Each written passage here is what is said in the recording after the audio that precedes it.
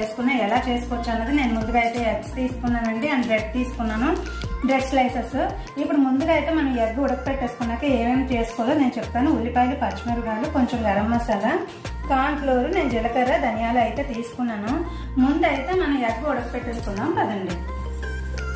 ఇదిగోండి నేను 4 ఎగ్స్ అయితే ఇలా కొంచెం నీళ్ళు వేసుకుని మామూలుగానే ఉడకపెట్టేసుకుంటున్నాను. అయితే వెలిగించుకుంటున్నాను. దీన్ని ఉడకపెట్టేసుకుందాం ఇలాగా. ధనియాల పౌడర్ వేసుకుంటున్నానండి. పౌడర్కి ధనియాలు వేసుకుంటున్నాను, జీలకర్ర వేసుకుంటున్నాను. కొంచెం నేను ఇంట్లో మిరియాలు వేసుకుని గ్రైండ్ చేసేసుకుందాం కదండి. నేను కొంచెం మిరియాలు అయితే వేసుకున్నాను. ఈ 3 గ్రైండ్ చేసేసుకున్నాను. ఇప్పుడు